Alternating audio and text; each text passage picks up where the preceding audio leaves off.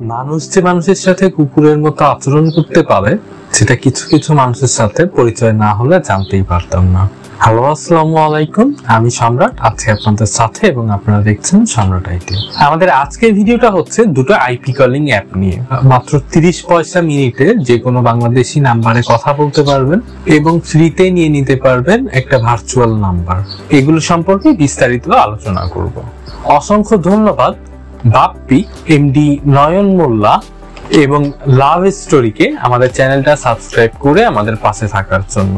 যদি আপনিও চান আপনার নামটা আমাদের পরবর্তী কোনো ভিডিওতে মেনশন করা হোক, তাহলে অবশ্যই আমাদের চ্যানেলটা সাবস্ক্রাইব করে বেল নোটিফিকেশনটা অন করে দিবেন। এছাড়াও আমাদের চ্যানেলে চলছে আমাদের দ্বিতীয় গিভঅ্যাওয়ে, যেখান থেকে 2 জন ইউজার পেতে পারেন ইমোর আকর্ষণীয় সুন্দর একটি ব্যাজ। আগে একজনকে উইনার করার কথা ছিল, কিন্তু এখন 2 জনকে দেওয়ার সিদ্ধান্ত নেওয়া হয়েছে। বিস্তারিত জানতে ডিসক্রিপশনে দেওয়া লিংকটা ভিজিট করুন। আপনারা অনেকেই হয়তো জানেন যে কয়েকদিন আগেই আমাদের সরকারি যে company BTCL, Bangladesh telecommunication limited, একটা অ্যাপ লঞ্চ করেছে যেটার নাম হচ্ছে আলাপ। তো এই আলাপ অ্যাপের মাধ্যমে আপনারা আপনাদের এনআইডি দিয়ে ভেরিফিকেশন করে আপনার সিম দিয়ে একটা অ্যাকাউন্ট খুলতে পারবেন, যেখান থেকে পাবেন ফ্রিতে একটা ভার্চুয়াল নাম্বার।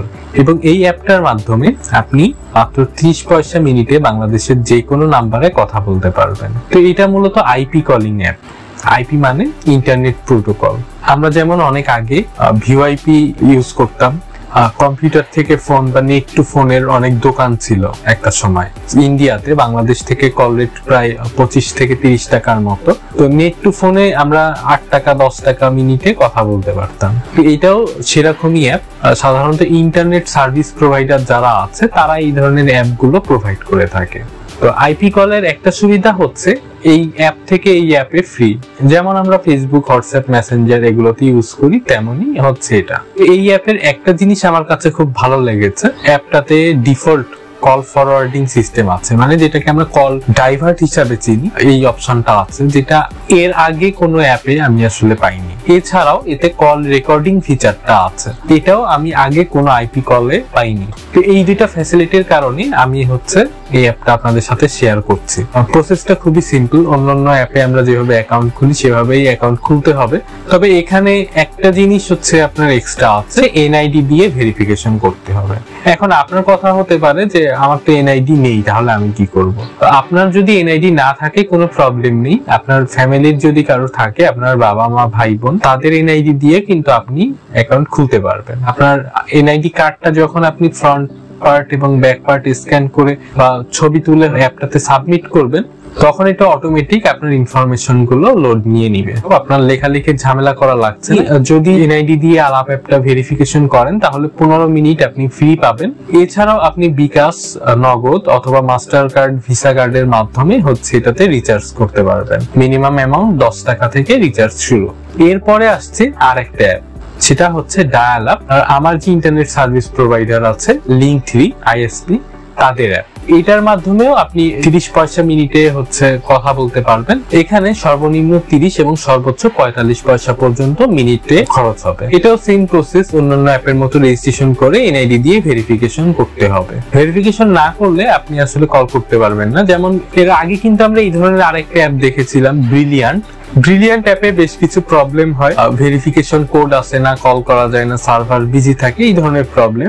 এখন পর্যন্ত ডায়াল অ্যাপ অথবা আলাপ অ্যাপ এই দুটোতে আমি এই ধরনের প্রবলেম গুলো পাইনি। এখানে সব থেকে বড় সুবিধা হচ্ছে আপনি দুটো নতুন নাম্বার পাচ্ছেন। আপনি যদি একটা এনআইডি দিয়ে এই দুইটা অ্যাপই রেজিস্ট্রেশন করে ফেলেন, তাহলে আপনি দুইটা নতুন নাম্বার পেয়ে যাচ্ছেন এবং তার জন্য আপনাকে কোনো সিমও কেনা লাগছে না।